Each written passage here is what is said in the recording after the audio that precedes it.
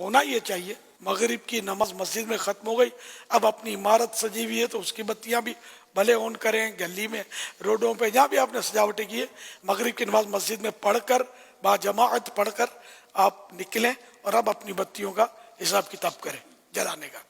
اور جب تک وہاں چہل پہل ہے اس وقت تک بھلے یہ جلتی رہے،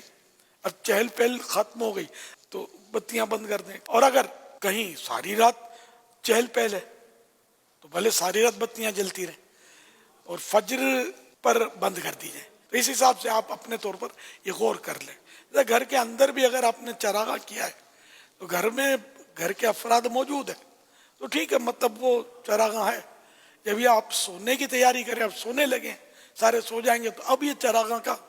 گھر کے اندر کے حصے کے اب اس کا کوئی فائدہ تو ہی نہیں، اب اس کو آپ بند کر دیں۔ اور جھنڈے بھی اسی طرح، مطلب جیسے 12 ربیع الاول شریف پوری ہو جائے، اب یہ کہ جھنڈے بھی اور چراغاں کی یہ جو لڑیاں وغیرہ جو بھی آپ نے رائٹنگ کی ہے، یہ سب اب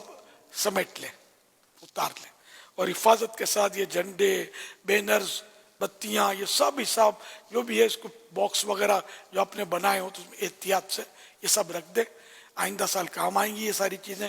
جھنڈے بھی، تو انشاءاللہ آپ کو چندہ بھی کم کرنے کی ضرورت پڑے گی۔ یہ بھی ساری چیزیں احتیاط سے رکھیں گے، ورنہ وہ